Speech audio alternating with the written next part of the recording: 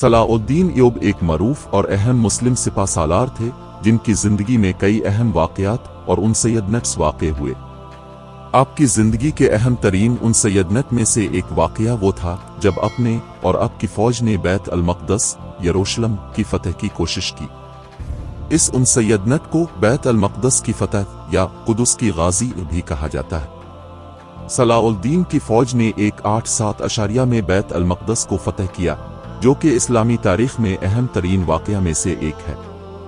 इस वाक़या में सलाउद्दीन की फौज ने बैत अल मक़दस की सियानत की और शहर को फतह किया, जो कि कुर्सी रसूल अल्लाह सल्लल्लाहु अलैहि वसल्लम के बाद इस्लामी खिलाफत का कुदसी शहर था। ये वाक़या मगरबी कुर्सियों की हुकूमत को इख्तिताम देने का बाइस बना और सलाउद्दीन की मशहूर मक़दसी ख़त की बुनियाद रखी। इस वाक़या ने इस्लामी दुनिया में अहम तब्दीली का सिलसिला आगाज़ किया और इस्लामी खिलाफत को एक नई जल्द दी। बैत अल मक़दस की फतह का ये उनसैयदनट इस्लामी तारीख का एक मुमताज़ मौका था और उसने सलाउद्दीन को इस्लामी दुनिया का अहम कायद बनाया। इस वाक़या ने भी अरब और मुसलमानों के लिए एक मिसाली नमूना फराहम किया कि किस तरह एक मुत्तहिद जिहादी मुक़द्दस मकसद की तलाश कर सकते हैं।